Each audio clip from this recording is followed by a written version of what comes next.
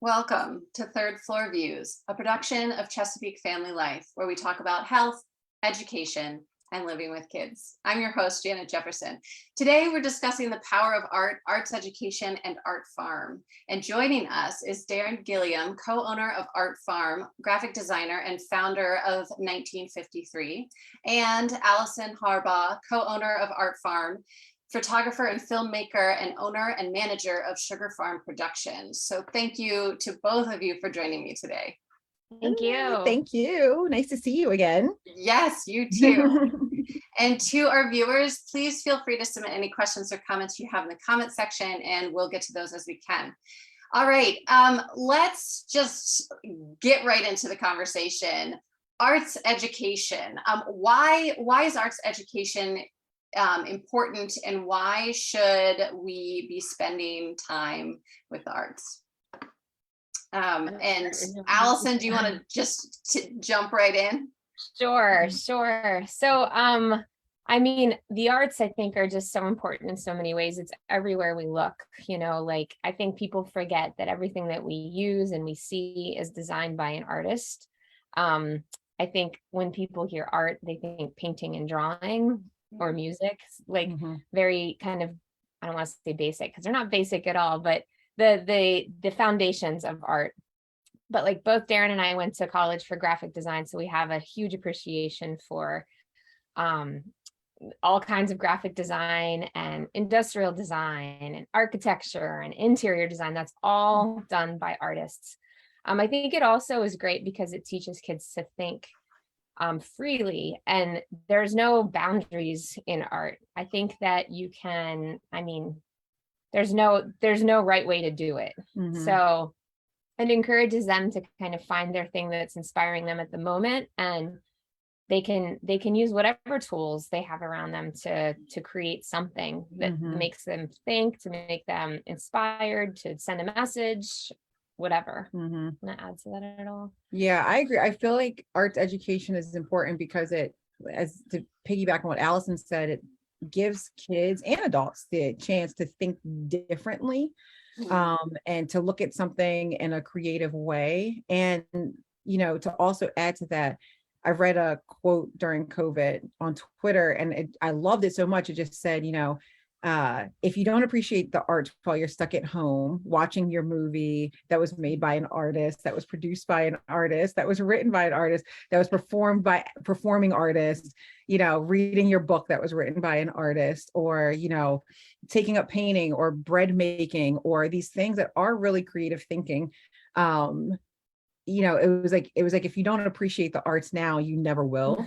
And I really loved that, because I think that we forget that art goes so far beyond the foundational arts that we know and are accustomed to. So I love arts education because I feel like it opens the mind up to different ways of life and seeing and different perspectives, which is what art is supposed to do. What do you think art provides for kids that they can't get elsewhere? And I think Darin, especially with young girls around, what do you feel like art brings into their lives? I'm gonna say what Alison said: freedom. I think the one thing that is really foundational for us at ArtFarm is that we don't want kids to think, we want them to know that it's okay to not think like the person sitting next to you. That if you all are looking at a still life, your still lives should look different. They should be your style. You should not all paint the same exact thing, because you won't know what your individuality is. And many moons ago, and different parts, all over the world, different art movements have been banned, right? And they get banned because they promote a certain type of freedom that sometimes people aren't comfortable with. And I think with kids, it's really empowering for them to feel individuality, to feel freedom, to not be chastised by their choices, right? It's not a test. It's not, when I was in art school, I always joked that we didn't have tests, right? We had like critiques and gallery walks. And it was like, are you using your composition? It wasn't saying like, oh, you painted this wrong. And I think that kids especially need to know that there isn't always black and white in life, that there are many shades of gray, and in the art world there's many shades of every color. But I think that's really I see that in my kids, that like art really gives them like the ability to say, my 4-year-old will look at me and say, "Oh, am I painting this right?" And I'll ask her, is it right to you? And she's like, "Yeah," then it's right. Yeah, the one idea that we always go back to is process. So like, we don't expect every single class that the kids take for them to leave with something that you would hang on your wall. It's more about the process of them learning a new material, learning about one of the foundations of art, whether it's line or texture or color or whatever. And then just kind of playing and figuring out like what this is doing, like how is it changing? What happens if you put two materials on top of each other? Like, what's the message you're trying to send? Like, I'm always telling kids, like, don't just draw smiley faces and write your name, because that's like how you doodle. Like, think bigger than that. And so I think that it's one of the extracurricular activities that really pushes kids outside of the box. And because so much of what they're involved in, we were just talking last night with someone about gymnastics and music lessons, and what else was like soccer or sports. There's rules, and there's kind of ways that you have to follow to improve. And I think in art, like, it's the time that you put into it and the love that you put into it, and the more you explore and travel, like get outside your bubble, the more your art will improve. Yeah, which is interesting because in some ways art, it can be similar to sports, right?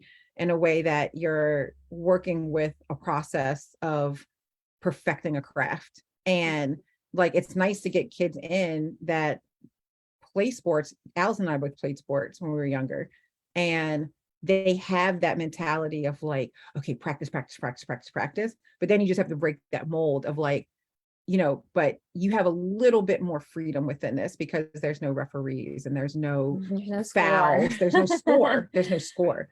Right. So the foundational things that they learn in like sports or gymnastics or things like that are like really kind of the same foundational things that we learn as artists, but it's just, you have a little bit more freedom and individuality in it.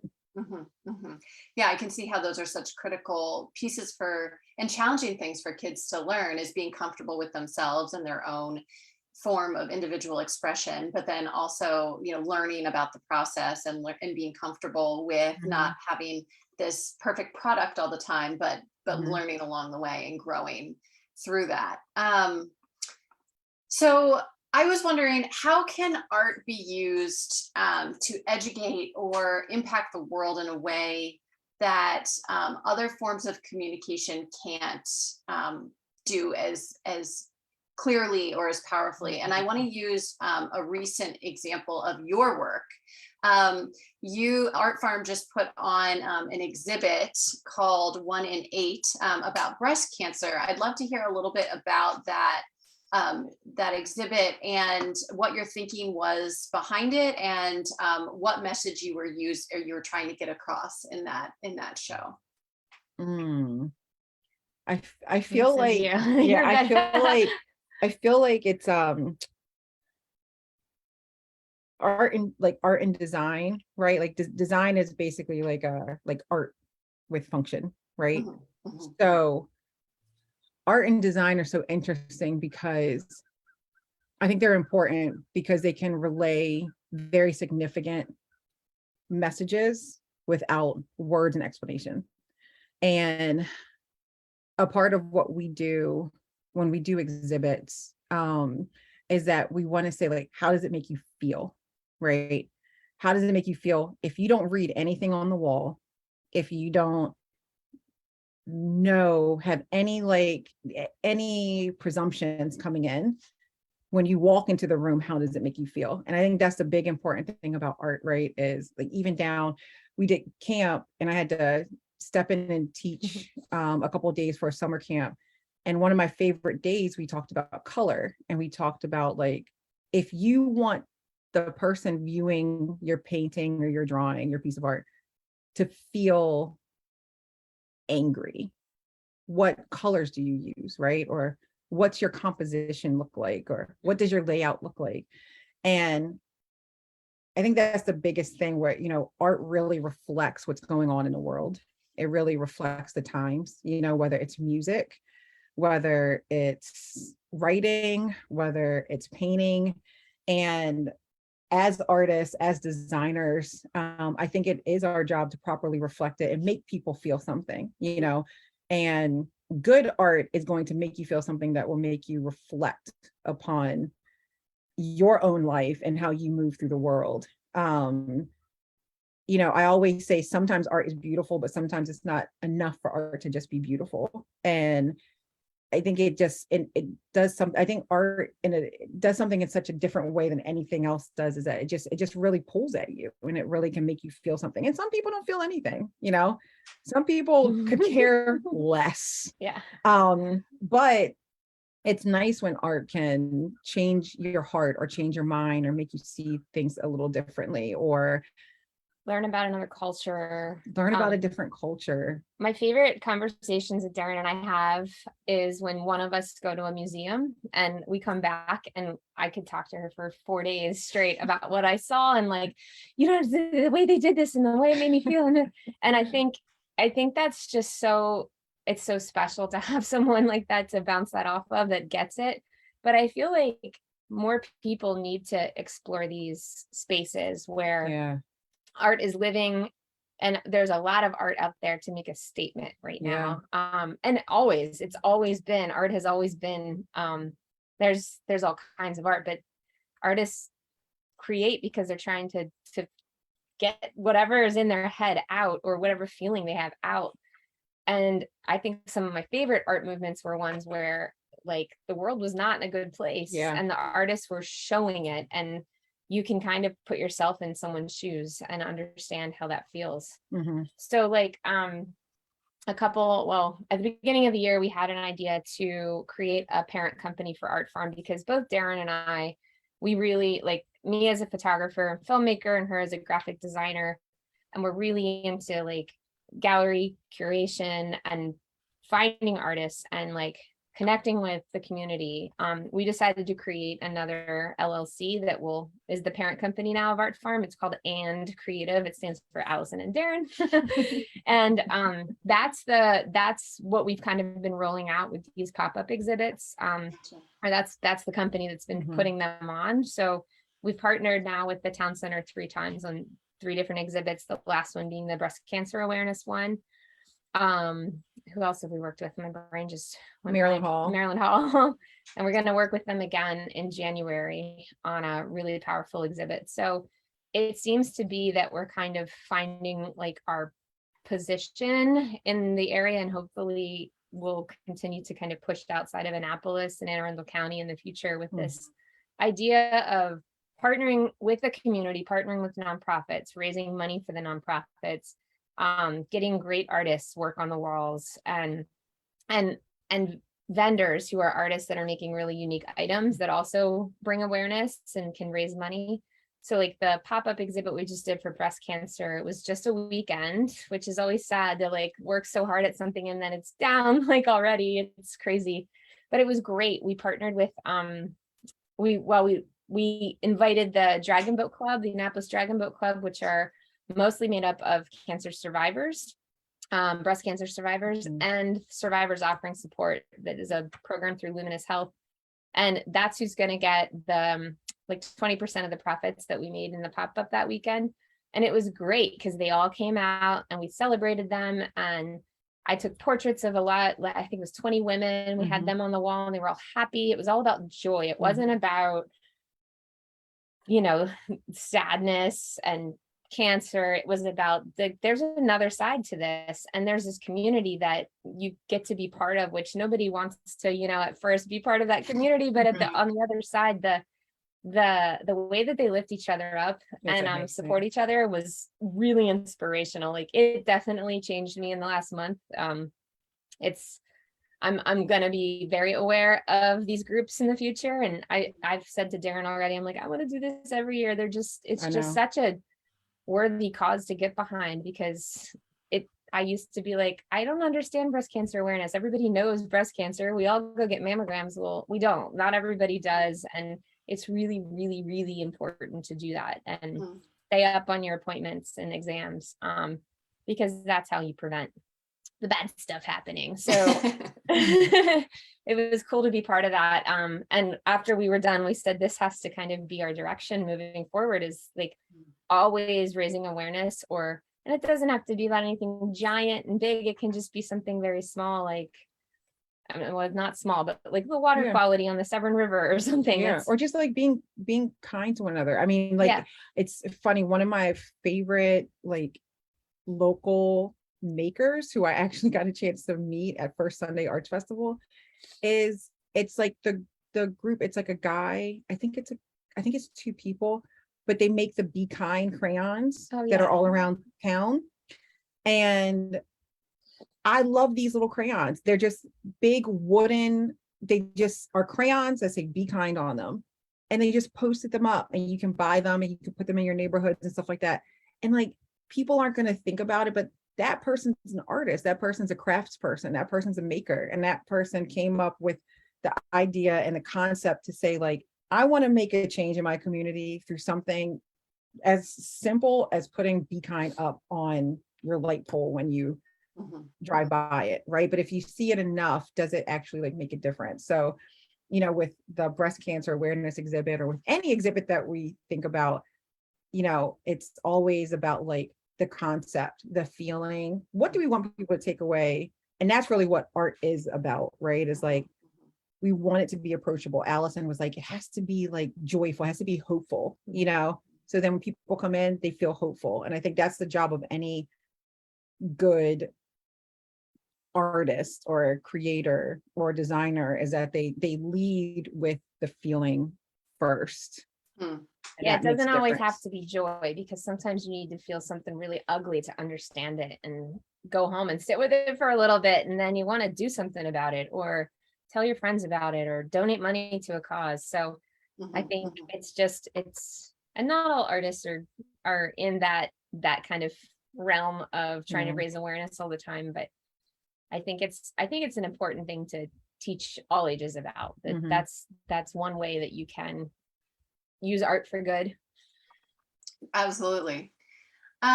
If you speaking to the parents out there, what would you recommend that parents do to foster art in their children's lives, whether that be art appreciation or engaging in art in a physical way, so actually making something? What do you feel like are some really good tips for parents? I think in this area, honestly, like, we are so tremendously blessed to be so close to DC, all the Smithsonian museums, to have Baltimore, right? The Visionary Arts Museum. I mean, even all of the like smaller galleries in the area. Anne Arundel County is like booming with arts, right? I think the best thing that you could do for kids is expose them, because not all parents are artists. Not all parents care about art, and that's fine. But I think the exposure is what matters, because then the kids can make their mind up about it. So honestly, if it's like, we're going to do a play date at a museum, we're going to do a play date at a gallery, you know, I think parents get really like in the age of like, you know, really set up play dates and Pinterest boards and gift bags and, you know, all that stuff. Parents get overwhelmed, like, well, I got to come up with an activity. And it's like, no, people have already done the work, you know? Right. So just strap your kids on your like, throw your kids in the car, but no, like, take them to a museum, or take them to somewhere that's going to like engage them in arts, like the Visionary Arts Museum in, there's a plug over here. Sorry, our computer's about to die. Yeah, the Visionary Art Museum in Baltimore is amazing. If you haven't been there, that's a great place to start. It's fairly big, but I know in the summer they have some free nights when they have movies on the hill. They call it Flicks on the Hill. They open up the museum for free, which is really cool. But they're all their thing is all about they're all untrained artists, or outsider artists is what they call it. And there's a new director there, so it might start to feel a little bit different, but I think she's still in the same kind of mindset of all that. So that's a great place. And then locally, just in Annapolis, hey Darren, oh, you go. Oh, I see. Sorry. I'm like, don't die. That would be terrible. Locally in Annapolis, there's a few galleries that I think would be great to just stop by with your kids. I mean, Maryland Hall has been doing some really great exhibits. There's an awesome exhibit up right now that's all Hispanic artists. Yeah, that's great. It's beautiful. It's really high level work. We were really impressed the other day when we went there. And then Joe Fleming has a gallery on Maryland Avenue. It's just a small gallery, but the work is fantastic and it's always changing. So that's a neat place you can just stop in because there's all kinds of great shops around there too. You can check out. And St. John's Gallery, Mitchell Gallery. Oh, Mitchell Gallery is great. They get really high level installations there too. And that's a great place to take your kids during the day. They have are they called docents that are there during the day that can kind of tell you a little bit about like what the exhibit's about. And a lot of it's students that are there that have learned about the artist or the exhibit. And it's all kinds. It's current art. And then sometimes it's like etchings from way back in the day. Yeah. So it's really cool. You can probably like, especially homeschool parents, you could design a lesson around it for arts appreciation or also I think it's important to like allow kids and teach them to recognize like in everyday life, like, you know, your favorite book, somebody drew those illustrations, or like, do you know who wrote this? My mom used to always say, we're big book people in our family. And my mom used to always say, when you finish reading a book, tell your child who wrote the book. So say, we're going to read, you know, The Cat in a Hat by Dr. Seuss. Right. And then who's Dr. Seuss? Well, Dr. Seuss is the author. What's an author? And then it leads to bigger conversation, because I think that kids, they, especially younger ones like toddlers and, you know, kindergartners, they're not connecting that like a person created their favorite thing, you know?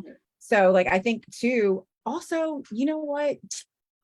You don't want to, some people are like, I don't have time. I don't want to go to a museum. Get Disney Plus. Get Disney Plus and have your kids watch the making, like the Pixar behind the scenes.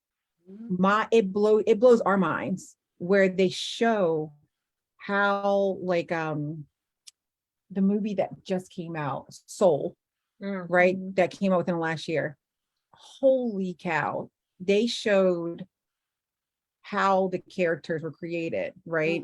How, not just how they were created, but how they were formed, what was inspired by the shapes of certain characters. Where did they get their color story? For Frozen, they actually went to Scandinavia. They went to Iceland and they went all over Scandinavia to get bits, like they traveled there to make sure the colors of the ice and the colors of the forest matched reality. And I think kids need to know that that's also like, that's art too, you know. So whoever made your favorite movie too, that's an illustrator, that's an animator, that's an artist, that's somebody who went to art school. And so you can, you know, connect there. That's an easy way, or you could bring them to ArtFarm. Yes. Number one. Perfect segue. But I wanted to say, Darin, that's something that maybe I hadn't thought of. And it goes back to Alison, what you were saying about the power of process.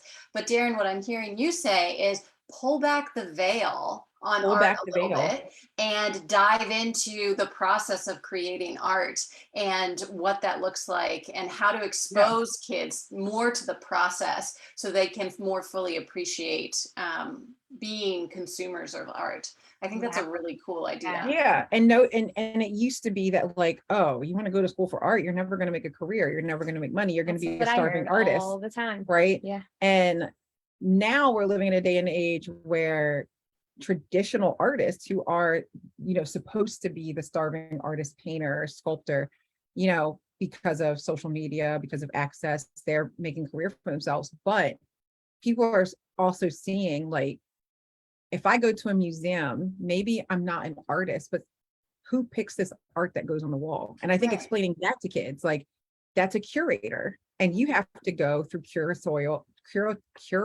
studies through art school. So it's like there's so many paths to art that aren't scary or pretentious or hard, you know. Yeah, that's great advice.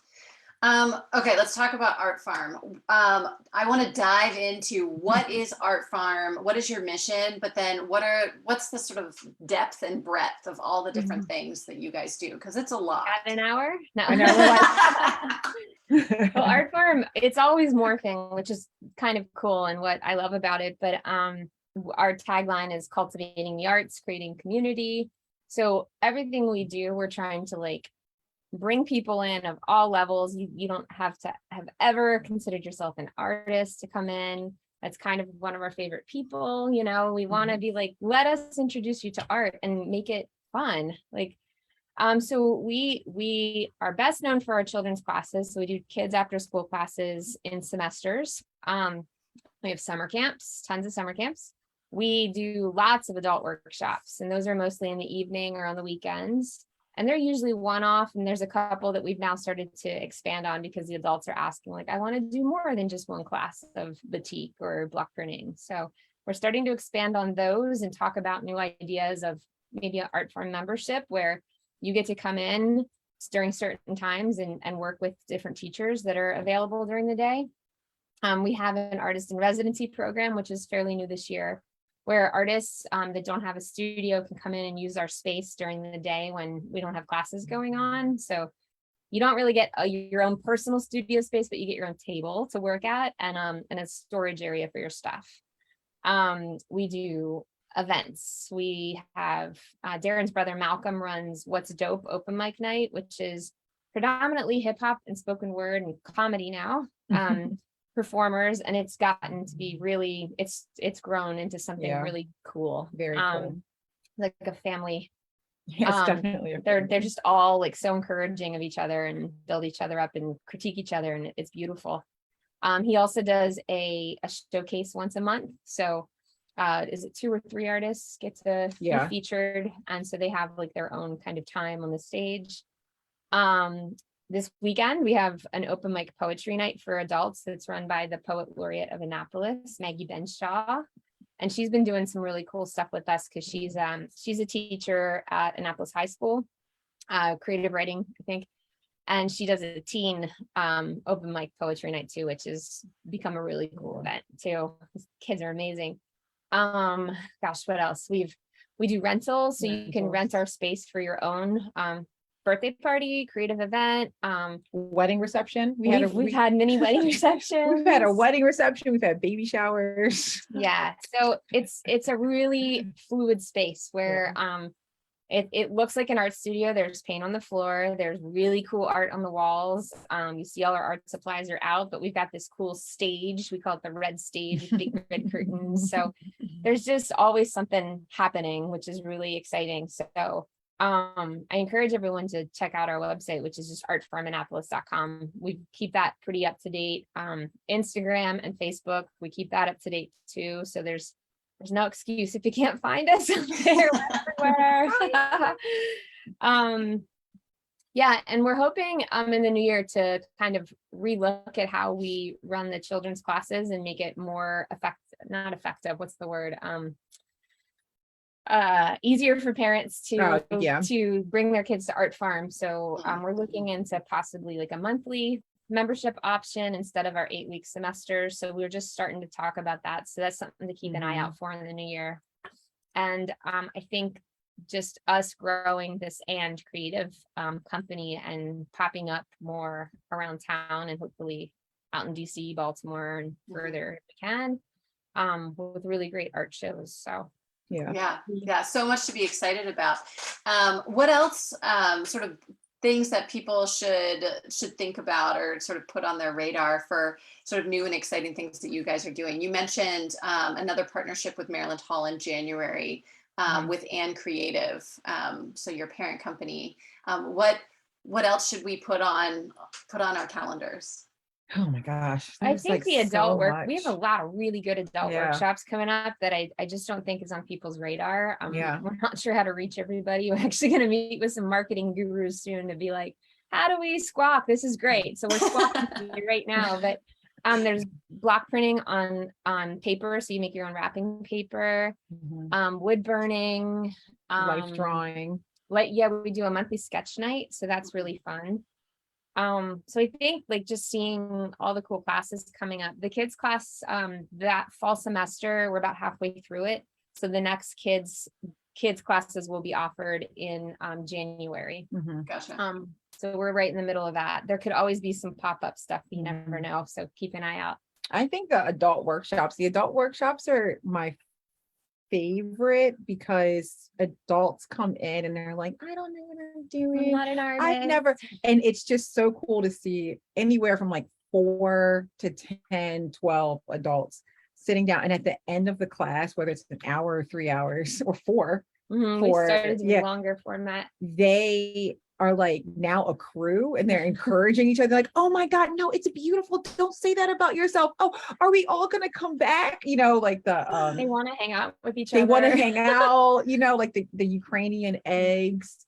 That's always cool because that's 4 hours and you're with these people for 4 hours and then you're like, do you guys want to take this class together again? You know, and that's awesome. cool to see adults. And they know each other's kids by now. Yeah, they're all sharing just like, pictures. oh, our kids go to the same school. We should hang out. Yeah, that's really cool. And it's like, it's also like reawakening the child and adults, which I think is my personal favorite part of being a part of ArtFarm is like watching adults every now and then. Alison and I, we have like team building groups come in.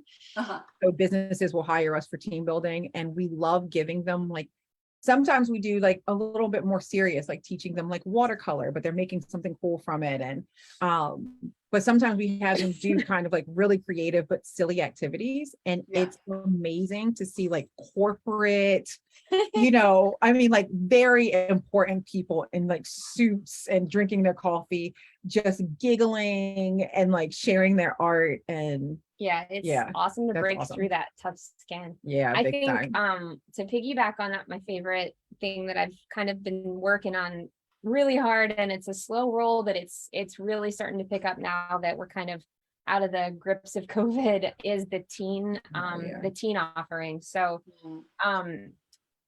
growing up, I grew up in a small town in Pennsylvania, and there wasn't a lot of options for like, I didn't know what graphic design was. I had a photography teacher in high school, but he took all the senior portraits. You know, it was very pretty black and white. There wasn't, I didn't know a thing.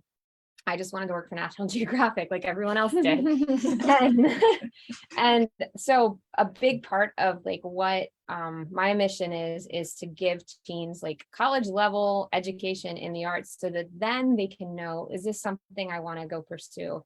Or, hey, you really already are good. You know, you already see color well, or you're great with a camera. Like we have graphic design classes. I do a program called Fearless Girls Photography, which is a summer camp for ages 10 to 16, where they learn everything about the DSLR camera, and we go all around the town and take pictures and do stories, and then we do meetups throughout the year once they're part of the crew. That kind of stuff really makes me happy. Like to see teens have an outlet and to be told they're good at something. I can't tell you how many of this was my 10th year of doing the camp, and there's a few girls that are now making money as a photographer that worked. This one girl, she was, I think 10 when she started with me, and now she's a sophomore in college, and she's making a career with using photography. So it's really, really cool, like to see that happen. And that's kind of like my biggest goal. We've also started open studio for teens, because a lot of teens don't want to sit in a class. They want to just work on their own stuff around kids that are like-minded. And so we get a lot of kids that maybe aren't in the PVA where they get art all the time. They want to kind of get together. So we've got right now, I think there's 5 kids now that meet every Friday night from 6 to 8, and they work on whatever they want. And our mentor for that class, Maddie, she's a MICA student, so she'll encourage them to try different things or pull out different supplies and say, hey, do you guys want to work on this with me today? Or they'll be like, nah, I just want to work on my, tablet and draw with Procreate, whatever. So it's a really cool, safe, like calm environment for them to create, maybe away from their little brothers and sisters or the chaos of like the house at night. So, Yeah. and so that those kind of things I think are what we're really good at and are going to grow in the next year too. Yeah, for sure. Yeah, it sounds like there's this huge undercurrent of community and the power of community, whether it be adults forming relationships over the course of a 4-hour class, or teens finding a safe space and a chance to work with like-minded people. It sounds like it's a really cool sort of magical space that brings people in. Well, I just wanted to say thank you so much to both of you, to Alison Harbaugh and Darin Gilliam of ArtFarm. Thank you for joining me today and answering all of our questions about the power of art and education and ArtFarm. Thank you also to all of our viewers and listeners. Make sure that you visit ChesapeakeFamily.com for up-to-date local information on home, health, and living for today's Maryland parent. This episode will be archived on ChesapeakeFamily.com in both video and podcast format. I'm Janet Jefferson with Chesapeake Family Life and Third Floor Views. Thanks so much.